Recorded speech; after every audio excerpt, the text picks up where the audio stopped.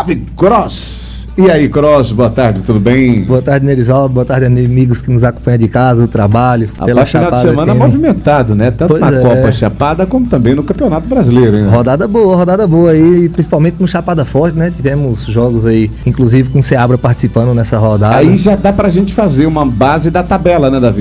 Isso, já começa a se desenhar ali os favoritos pra classificação. Bacana, bacana. A gente tinha inclusive uma discussão aqui sobre, será que a chave mais forte é a de Seabra e tal? E eu vinha comentando, né, que tinha outras chaves que mereciam um certo destaque também. Você inclusive comentou da do campeão, né, do atual campeão Chapada Forte. Pois é, que venceu fora de casa nessa rodada também. E a gente ficava naquela expectativa pro Seabra, né, acabou não consolidando essa expectativa que a gente tinha, né. Seabra vem de 2 derrotas aí dentro do grupo, mas a gente vai passar a rodada toda aqui, como é que foi pra vocês. Muito bem, muito elogiado seu último comentário, trazendo assim a Copa Chapada Forte. Então vamos acompanhar agora, vamos fazer um resumo daquilo que aconteceu na Copa Chapada Forte com Davi Cross. Vamos lá, Cross. Pois é, essa rodada do Chapada Forte aqui que trouxe o jogo de Bonito versus Utinga, né? São vários clássicos locais, então bem interessante esse jogo aí. Uma cidadezinha ali perto da outra, provavelmente os dois times já se conheciam bastante. Rivalidade também pesada, isso, né? A rivalidade ali dentro do campo, né? E Bonito conseguiu sair vitorioso, ganhou esse jogo por 3-1 de Utinga. Tivemos também no sábado Souto Soares versus Seabra, que era um jogo que estava assim sendo muito aguardado, né? Por conta dessa expectativa que a gente já trouxe. O pessoal, né, achando que era um grupo muito difícil, eram 3 times dentro dessa chave que não participaram dos campeonatos anteriores, ou seja, tava todo mundo imaginando, será que vem muito forte, será que são times acima mesmo, será que tá no mesmo nível? E a gente viu que Rui Barbosa se destacou muito, né, porque ganhou os 2 jogos, e esse jogo de Souto Soares versus Seabra, que foi um jogo legal de assistir. Eu tive lá com meu parceiro Rafa Castro, né, toda a equipe do Chapada News transmitindo, então a gente pôde acompanhar assim de perto, e a gente viu que foi um jogo bem jogado. Souto Soares saiu vitorioso por 2-1, Seabra ganhou de virada, Seabra conseguiu sair na frente no placar no comecinho do segundo tempo, com o gol do Diego, né? Aí depois teve um pênalti muito contestado pela comissão técnica da seleção de Seabra, o pessoal reclamando muito dos juízes, inclusive a gente fez, né? Tem um vídeo, tem uma matéria da gente com o Galeguinho reclamando muito, o Rielves depois também falando sobre. Na hora do pênalti teve ali uma confusão também, e no momento a gente não sabia, né, pra trazer ao vivo pra vocês, mas só que depois a gente foi apurar, viu que teve um caso de racismo, né? Um torcedor teria supostamente chamado o jogador de macaco, definindo. Pois é, assim, a parte feia, né, do futebol, infelizmente, a gente vivenciando isso aqui, mas assim, o caso já está com as autoridades para ser averiguado, né, como eu falei, né, supostamente foi chamado. A gente como imprensa tem que dar publicidade, né, para isso. Não pode passar, né? Não pode passar impune não. Claro. Claro, mas enfim, né, voltando pro jogo, né, a questão do esporte, conseguiram converter esse gol de pênalti, que foi do empate, e depois virar, né, com o Cauã, número 11 lá da cidade de Souto Soares, que entrou muito bem no jogo, ele entrou no segundo tempo, sofreu pênalti, foi ele que fez o segundo gol também, o gol da virada. Então, seleção de Souto Soares, parabéns pela vitória. Cauã foi o nome do jogo, então? Foi o nome na minha opinião, foi o nome do jogo, né? Teve outros nomes também de destaque, o goleiro conseguiu fazer boas defesas. Seabra, a gente lembra, né, que não tava com seu goleiro principal, que era Pita, que foi expulso no jogo contra Rui Barbosa. Só que Paulinho, ele entrou, ele deu conta do recado, conseguiu pegar 2 bolas ali importantes no primeiro tempo, pra conseguir segurar o 0-0, terminou o empate, né, o primeiro tempo. E no segundo tempo tomou um gol de pênalti, e o outro gol, acho que não passou por ele não, né, assim, a questão não teve falha, foi uma jogada bem trabalhada pelo lado direito de ataque da seleção de Souto Soares, que vale a pena a gente registrar aqui, é que tudo passou assim muito por conta de uma substituição que foi feita, né, não que fosse culpa disso, mas só que no segundo tempo o técnico mexeu, tirou o volante que era Robert, levou ele pra lateral esquerda, tirando o lateral esquerdo e colocou outro volante, né, que é Jean, e acabou cometendo pênalti, tomou cartão no lance do pênalti inclusive, e depois o lance do segundo gol nasceu pelo lado esquerdo da defesa, né, ou seja, onde ele colocou o volante improvisado. Então teve essa observação aí, né, pra gente fazer no jogo, são coisas ali que eles devem estar ajustando pros próximos jogos, lembrando agora que Seabra tem 2 jogos e 2 derrotas, dentro do mesmo grupo, Rui Barbosa com 2 jogos e 2 vitórias, e Souto Soares com 2 jogos também, 1 derrota e 1 vitória, ambos dentro de casa, né, Seabra agora tem 2 jogos pra fazer mando. Vai ter que suar, né, vai ter que fazer sua parte, né? A primeira informação que a gente tinha é que Seabra mandaria esses jogos em Iraquara, né, por enquanto ainda é isso que a gente tem de informação, só que eu já tô vendo algumas conversas de bastidores da possibilidade, né, de poder remanejar jogos, de poder trazer talvez pra Seabra. Enfim, né? A gente vai estar acompanhando e vai estar trazendo pra vocês. Muito Mas, bem, e rapidinho, falando sobre esse jogo de Seabra, não tá embolada, né? A Seabra ficou atrás, mas os 2 jogos fora de casa, né? 2 jogos fora de casa, é isso. 2 jogos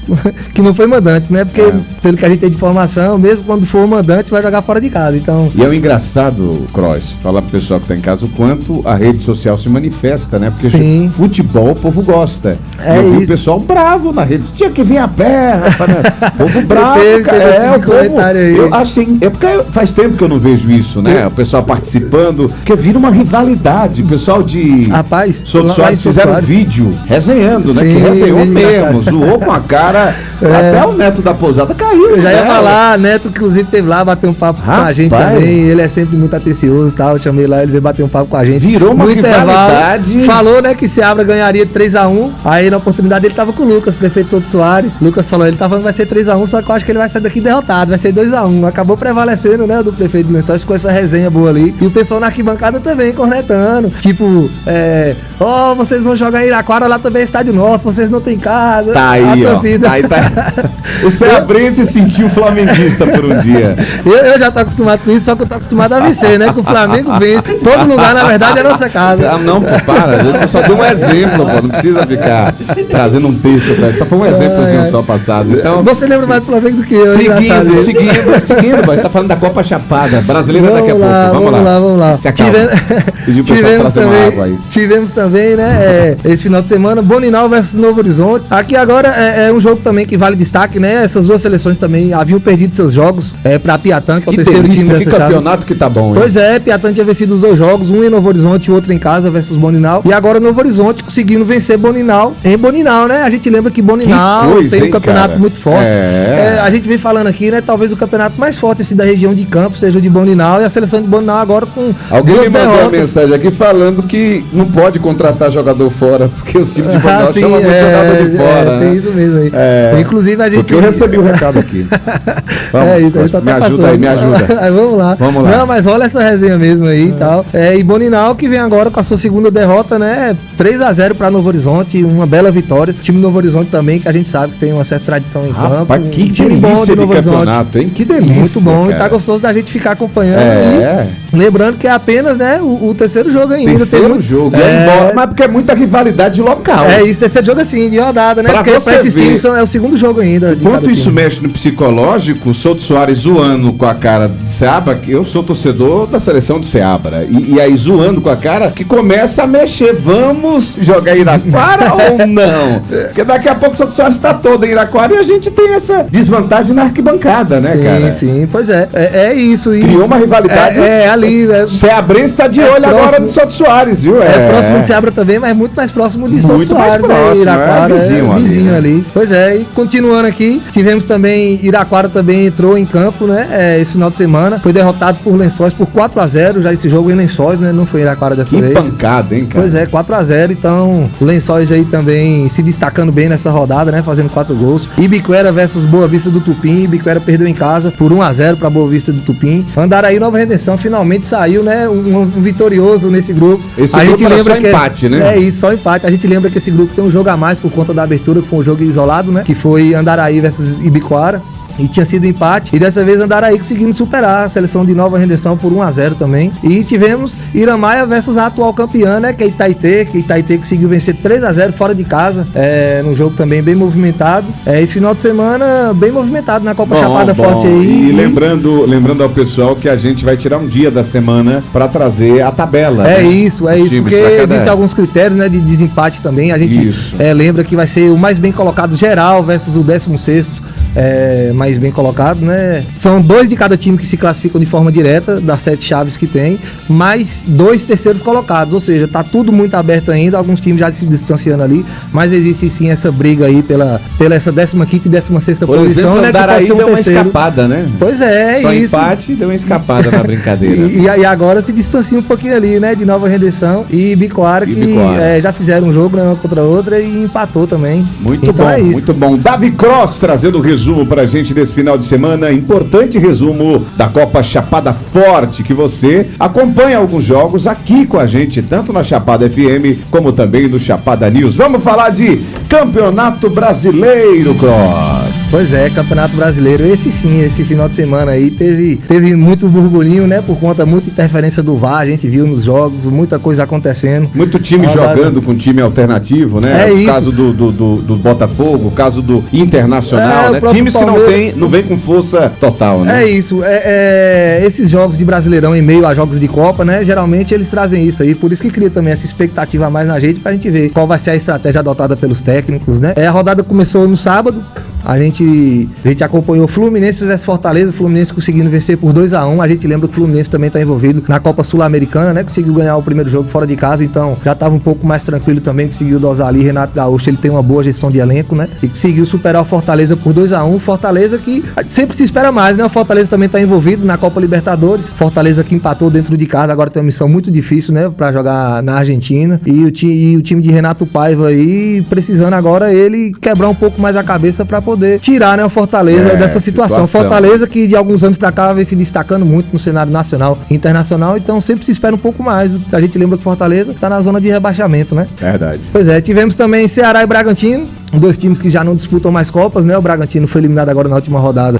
da Copa do Brasil para o Botafogo. O Ceará conseguiu superar, né, o Bragantino por 1-0 dentro de casa. O Ceará que foi uma campanha bem interessante. Teve ali alguns tropeços, né, algum vacilo, como por exemplo o Corinthians dentro de casa, né? Perdeu pro Corinthians. A gente lembra que das últimas 8 rodadas, né, foi o único time, né, que perdeu do Corinthians. Corinthians que apesar de ter desclassificado o Palmeiras, o que eleva muito assim, né, a moral dos jogadores ali, bastidores, e os torcedores comemoram muito por conta que foi contra o Palmeiras, né? É um campeonato à parte, né? Sem dúvida. Mas no Brasileirão, realmente, o Corinthians precisa se restabelecer logo ali como um time grande, né, de Série A, para poder não ficar brigando como há 2 anos atrás a gente viu, por exemplo, que até a última rodada tinha chance ainda de cair. Ano passado, a gente lembra também que o Corinthians, ele conseguiu uma sequência de 9 vitórias seguidas, né? Algo que é muito difícil você ver no Brasileirão, algo muito incomum, e você ficar esperando isso no final dos campeonatos, não dá para um time do tamanho do Corinthians, né? Corinthians que a gente vem acompanhando aí, que tem muita briga ali interna, né, de presidentes, com esse caso aí de patrocinadores. É complicado. Pois é complicado. Só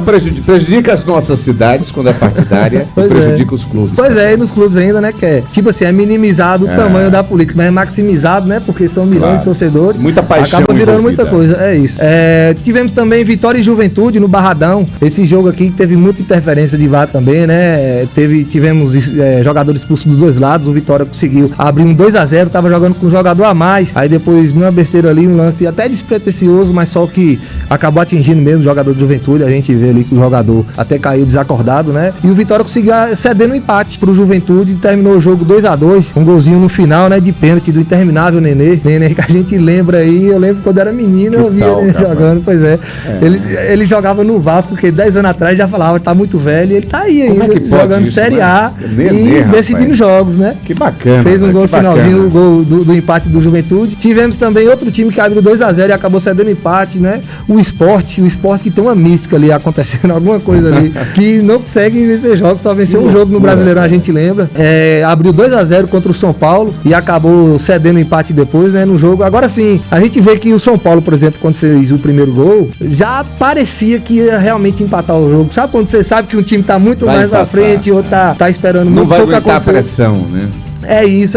E o São Paulo, que vem numa sequência muito legal aí com o Crespo no Brasileirão, acabou perdendo um jogo por detalhe, né, na Copa do Brasil, levou pros pênaltis, não conseguiu se classificar, que foi contra o Atlético Paranaense. Conseguiu um bom resultado agora na Colômbia, lembrando que teve 2 pênaltis a seu desfavor, né, e um foi chutado pra fora, o outro goleiro pegou, teve bola na trave, então tá vivo também na Libertadores e agora consegue esse empate devido às circunstâncias do jogo, né, bom, fora de casa. Então vendo uma crescente boa também esse time de Hernan Crespo. Ainda no sábado tivemos Corinthians e Bahia, um jogo muito legal de acompanhar. Vai, Bahia! E também com muita interferência do VAR, né? Como a gente estava comentando aqui, o VAR interferiu assim em muitos desses jogos no Brasileirão, né? Isso, o VAR ele vem para ajudar, é muito legal, eu particularmente gosto da ferramenta, só que quando ele é usado dessa forma demasiada, acaba atrapalhando um pouquinho nos jogos. Nesse jogo do Bahia mesmo, teve um momento que ficou parado 8 minutos minutos, pro VAR analisar uma jogada, né? Teve gol do Corinthians anulado, esse momento, né, dos 8 minutos, que foi um gol que foi dado ao Corinthians, mas o Bahia conseguiu superar o Corinthians lá na Neoquímica Arena por 2-1, o Bahia que agora está definitivamente, né, no G4,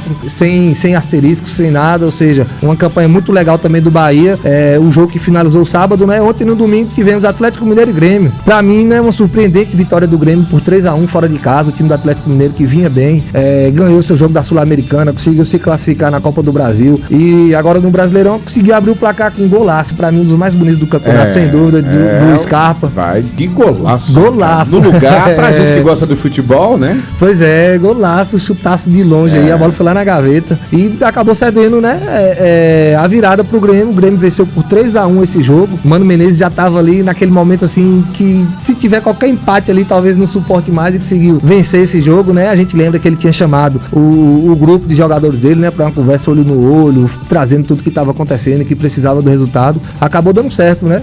Falou o Kahneman, que é um dos capitães também do time, né? O capitão principal, a gente fala um dos capitães, porque às vezes não joga o jogo todo e fica alternando a abraçadeira, né? Mas deu certo nessa conversa do Grêmio aí, Grêmio vivo então aí, 3-1. O jogo, talvez assim, o que teve mais, eu não vou dizer relevância, porque assim, não é o mais importante, porque todos têm a mesma importância, mas o que teve mais comentários talvez, né? Esse Santos 0, Vasco 6, que sonora goleada, viu? Que negócio. A maior goleada do confronto, né? Na história de qualquer campeonato, óbvio, né? Do Brasileirão, a primeira vez que o Vasco consegue vencer os 2 jogos do Santos na história do campeonato. Resultado aí. Como é? Tem que ver se alguém jogou nesse resultado. Que resultado sim, jogou.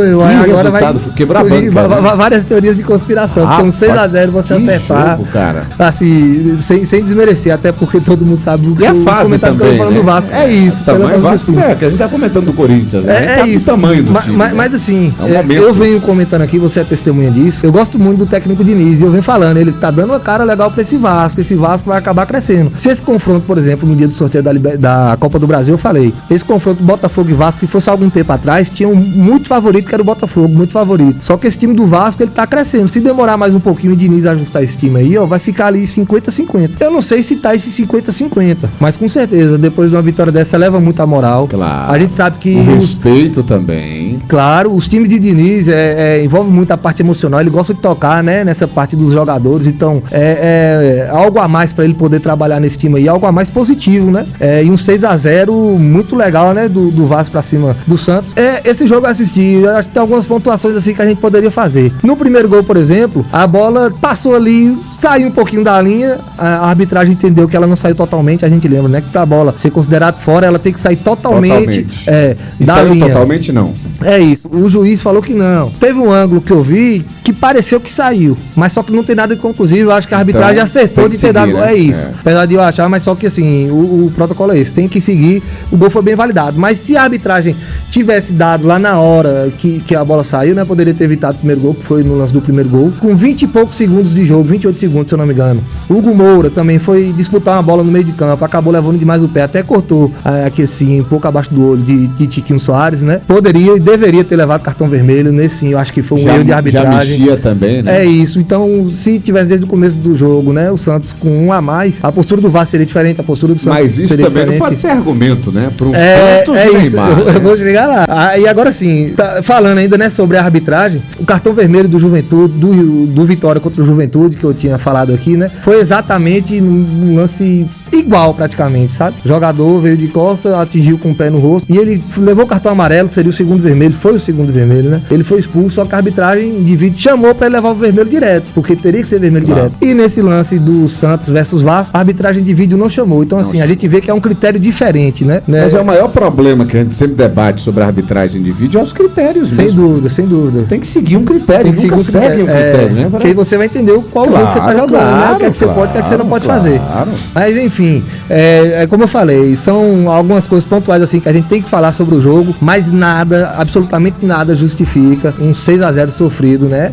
Dentro de casa, entre aspas, né? Não foi na Vila Belmiro, mas foi no Morumbi, né? Onde o Santos também costuma mandar jogos, por exemplo, a final da Libertadores, que foi campeão, a última, foi no Morumbi, né? Então, assim, o Santos deveria ter exercido um pouco mais, assim, melhor seu papel, ter defendido um pouco mais esse placar, né? Que um 6-0 muito elástico, fica pra história do time, o técnico a gente vê que foi demitido ali no ato, né? Na hora que o terminou o jogo, já foi demitido, não foi nem pra coletiva de imprensa. Neymar também é muito frustrado, né? Falando que o Santos não merece isso e realmente falando também da vergonha, não merece. Né? E ele dentro de campo. É isso, e realmente é vergonha. É a maior derrota da carreira dele, né? A gente lembra que ele não tava no 7-1 do Brasil, né? Na Copa do Mundo. Ele tinha se machucado um jogo antes.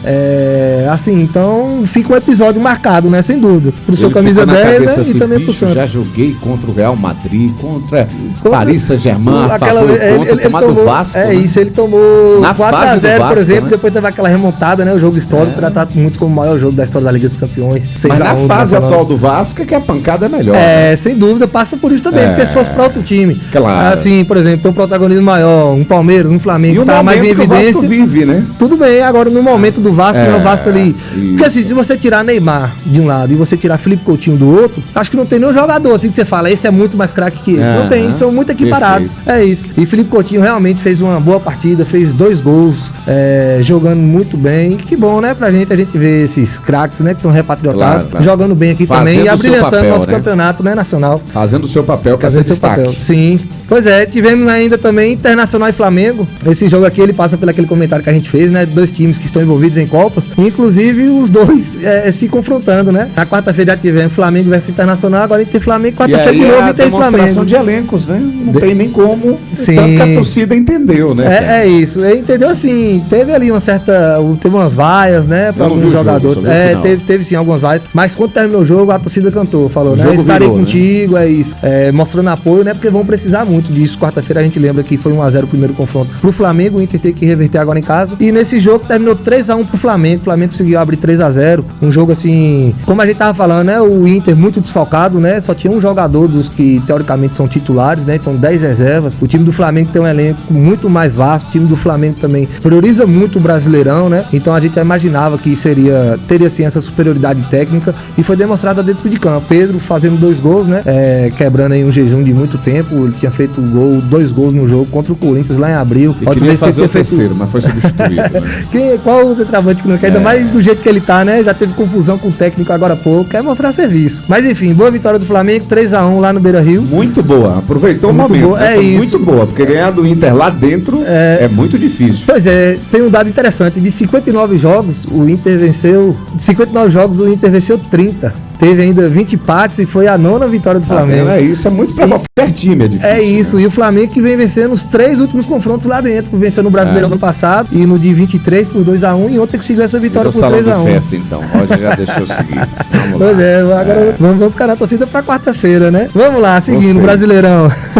Botafogo versus Palmeiras, um jogo aí também que chamou muita atenção, porque esses 2 times vêm fazendo grandes confrontos aí nos últimos anos. Uma rivalidade que aumentou, né? Isso, já teve confronto Libertadores, teve aquele jogo emblemático, né? Nesse estádio também, no Engenhão, o Botafogo abriu 3-0 e o Palmeiras virou no segundo tempo a 4-3, conseguindo tomar. De mundial também, né? Foi confronto de mundial desse ano também, então assim, vários confrontos, tinham expectativa, só que os 2 times envolvidos em jogos de Libertadores. O Palmeiras conseguiu o placar mais largo, né? Dessa primeira rodada do jogo de ida da Libertadores, o Palmeiras conseguiu um 4-0, muito bom fora de casa, e o Botafogo que vai agora jogar na altitude de Quito, né? Então tinha que ter um pouquinho mais de cuidado mesmo. E o Palmeiras acabou saindo vitorioso por 1-0, né? Um bom jogo, eu também assisti esse jogo aqui, um jogo bem legal. O Botafogo também teve chance, o Botafogo reclama muito. Mais chances que o Palmeiras na realidade, né? É isso, o Palmeiras é que assim, as pessoas às vezes veem um time que tem muito mais chance que o outro, parece que é muito superior. Só que na verdade parte um pouco também da estratégia das 2 equipes, né? E o Palmeiras, ele tem realmente assim,